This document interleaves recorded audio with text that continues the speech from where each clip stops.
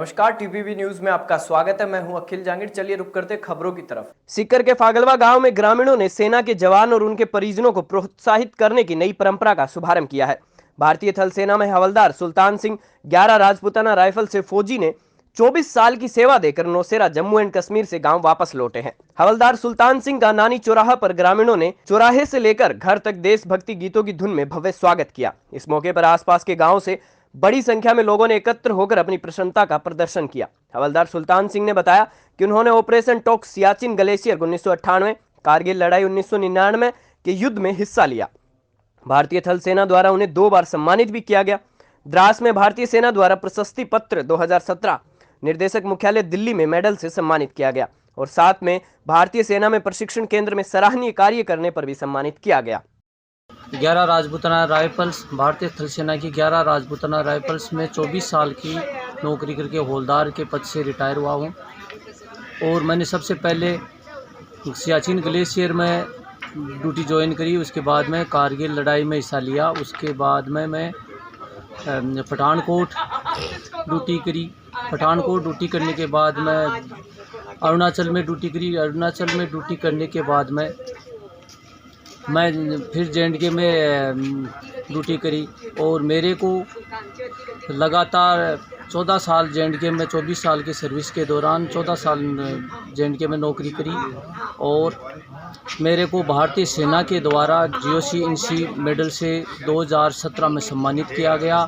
उसके बाद में 2018 में 8 हरियाणा NCC रेवाड़ी में 2 साल के लिए शामिल हुआ, तो वहाँ पे मेरे को DG NCC द्वारा मेडल से सम्मानित किया गया।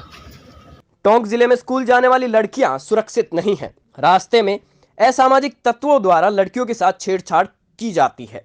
शिकायत के बाद कार्रवाई नहीं होने से सरपंच समेत ग्रामीणों में खासी नाराजगी है।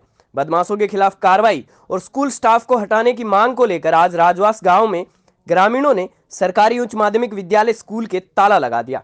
सुबह 9 बजे से शुरू हुआ ग्रामीणों का प्रदर्शन 6 घंटे बाद शांत हुआ। जिला शिक्षा अधिकारी रामनिवास शर्मा मौके पर पहुंचे और ग्रामीणों से वार्ता के बाद कार्रवाई का आश्वासन दिया। ग्रामीणों ने स्कूल के स्टाफ पर भी अनियमितता के आरोप लगाते हुए प्रिंसिपल समेत स्टाफ को हटाने की मांग की है। ग्रामीणों ने बच्चों को मिलने वाले पोषाहार को टीचर्स के खा जाने और भामाशाह से मिलने वाली राशि में भी गबन करने का आरोप लगाया है। इस दौरान ग्रामीणों ने विद्यालय की लड़कियों से प्रशासन द्वारा छेड़छाड़ के गंभीर आरोप लगाए हैं। सरकार बेटी बचाओ बेटी पढ़ाओ का प्रयास कर रही है। ऐसे में 6 घंटे बाद समझाइश हुई। उम्मीद यही है कि जिला शिक्षा अधिकारी ग्रामीणों के आक्रोश को देखते हुए कार्रवाई करेंगे और आने वाले दिनों में लड़कियों की सुरक्षा को लेकर भी पुख्ता इंतजाम किए जाएंगे। सर जी, 10 दिसंबर को विद्यालय की छात्राएं अपने गांव जा रही थी पढ़ाई करके। जब वो गांव जा रही थी तो विद्यालय के गेट पर असामाजिक तत्वों ने उनके ऊपर मोबाइल नंबर की लिखी हुई पर्ची फेंकी। उस पर्ची को उन्होंने दूसरे दिन आकर के स्कूल स्टाफ को दी कि साहब जो असामाजिक तत्व थे उन्होंने हमारे ऊपर मोबाइल की पर्ची फेंकी है, वो हमारे साथ कोई घटना कर सकते हैं। और उन्होंने जाते हुए ये भी कहा था कि नंबरों पे आप बात करना बच्चियों से। उन्होंने जो है विद्यालय स्टाफ जो एक रीना मीणा टीचर थी, उन्होंने वो पर्ची प्रिंसिपल को दी तो प्रिंसिपल ने ये कह करके पल्ला झाड़ लिया विद्यालय के और अन्य स्टाफ के बहकावे में आकर के। हम ये बाहर का मामला है, इसके बारे में हम कोई कार्रवाई नहीं करेंगे। आपको कोई शिकायत है तो आप शिकायत बॉक्स में शिकायत डाल दो, हम बाद में इसको देख लेंगे। सर, मुझे विभागीय अधिकारियों के द्वारा फ़ोन पे सूचना दी गई थी CDO सर के द्वारा कि रजवास में स्कूल में तालाबंदी है। और जब मैंने यहाँ आके देखा तो इससे पूर्व मुझे इसके बारे में, इस घटना के बारे में कोई जानकारी नहीं थी। लेकिन जब मैंने यहाँ आके देखा तो अभिभावक और ग्रामवासी काफ़ी आक्रोश में थे। बाहर लोकल लोक लगा हुआ था स्कूल के। उनकी मांग थी कि जब तक स्कूल प्रशासन के कुछ जिम्मेदार अधिकारी APO नहीं हो तब तक हम नहीं खोलेंगे। मुख्य मुद्दा ये था कि किसी बच्चे की सुरक्षा को लेकर था, जो वाकई गंभीर है इस मैटर को। और हमने इन सब से ले लिया है, पूछ लिया है। विभाग के उच्च अधिकारियों को हम इसकी रिपोर्ट, एक्चुअल रिपोर्ट हम इसको प्रेषित करेंगे। ये कोई बच्चों का स्कूल टाइम के बाद 28 तारीख को कुछ असामाजिक बच्चों ने उनसे 24 दिसंबर को बता रहे हैं कि स्कूल के बाहर कुछ छेड़छाड़ की है। तो उसके क्रम में अभी प्रिंसिपल के लिखित बयान लेते हैं और जिनकी जो शिकायत है ना वो हम लिखित में ले ली है और इनको निदेशक महोदय को आज ही प्रस्ताव बना के भेज देते हैं। जी समझ साहब, बताएं किस तरह की नाराज़गी है, क्यों प्रदर्शन किया गया?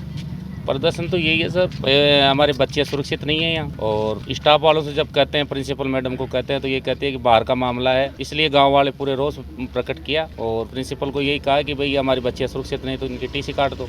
प्रिंसिपल ने उपचुप जवाब दिया, ग्रामीण वालों ने ताला लगा दिया। किसान परिवार से निकले अनिल चोपड़ा ने अपने निज आवास पर अपना 29वां जन्मदिन सादगी पूर्वक मनाया। चोपड़ा 2014 में NSUI के बैनर तले राजस्थान विश्वविद्यालय के अध्यक्ष रह चुके हैं। वर्तमान में जयपुर ग्रामीण लोकसभा सीट से लोकसभा की तैयारी में जुटे हैं। चोपड़ा के जन्मदिन पर सैकड़ों की संख्या में युवा मौजूद रहे। आइए देखते हैं TPV न्यूज संवाददाता से बातचीत में चोपड़ा ने क्या कहा।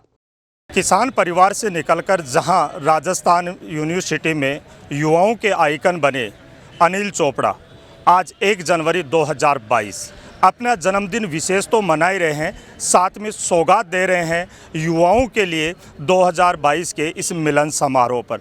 अनिल जी, सबसे पहले तो चैनल की ओर से आपको जन्मदिन और 2022 दोनों के बिल्कुल आपका, पूरे आपके चैनल का, सभी का मैं मेरी तरफ से सबसे पहले तो मैं धन्यवाद करना चाहूँगा और आप सबको नववर्ष की शुभकामना देना चाहूँगा।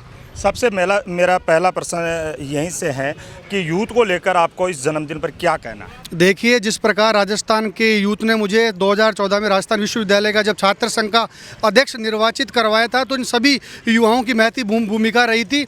मैं इस मंच के माध्यम से यही करना चाहूँगा कि इन युवाओं के लिए जहाँ भी मुझे अथक प्रयास करना पड़े, जहाँ इनके लिए मुझे लड़ाई लड़नी पड़े, मैं हमेशा युवाओं के लिए लड़ता रहता हूँ। चाहे वो विश्वविद्यालय में सीट वृद्धि का मामला हो, चाहे फीस का मामला हो, इन युवाओं के लिए जहाँ भी ये मुझे उपयुक्त समझते हैं, मैं उनके बीच में हमेशा रहता हूं। और मेरा यही प्रयास रहता है कि जयपुर ग्रामीण लोकसभा के तमाम युवा हर क्षेत्र में, चाहे वो शिक्षा का क्षेत्र हो, चाहे खेलकूद का क्षेत्र हो, तमाम क्षेत्रों में वो आगे बढ़े और हमारे जयपुर ग्रामीण की एक अलग से पहचान हो। बुलेटिन में फिलहाल इतना ही। आप देखते रहिए TPV न्यूज।